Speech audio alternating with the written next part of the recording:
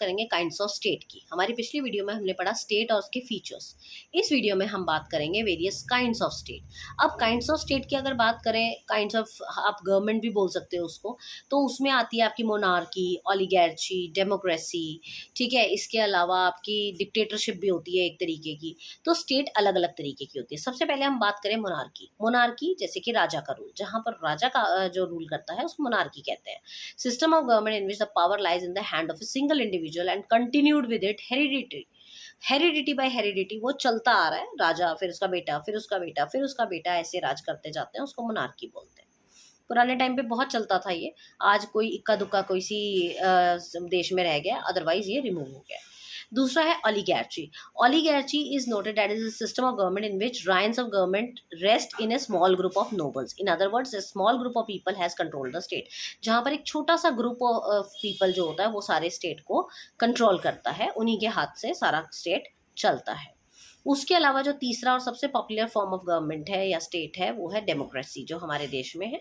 Democracy का मतलब होता है जहाँ पर लोग अपने रिप्रेजेंटेटिव्स को खुद चूज करते हैं अपनी पसंद से, और वो रिप्रेजेंटेटिव अपने आप में एक जो हेड है वो उसको क्रिएट करते हैं, जो हमारा ही रिप्रेजेंटेटिव होता है इनडायरेक्टली। तो ये डेमोक्रेसी है। डेमोक्रेसी को तो हम वैसे भी कहते हैं of the people, for the people and by the people. तो these are the 3 kinds of state according to first classification. अगर हम दूसरी क्लासिफिकेशन के अकॉर्डिंग जाएं तो स्टेट को फिर से इन्होंने 3 हिस्सों में डिवाइड किया है, unitary state, federal state and confederation. Unitary state is जहां पर पावर सिर्फ सेंटर के हाथ में होती है, यहाँ स्टेट का कोई रोल नहीं होता। All the power lie in the central authority and supreme legislative body. Law making function भी उन्हीं का होता है और सारी पावर भी इन्हीं के हाथ में होती है। Federal state is where government is divided into 2 parts, that is state and centre.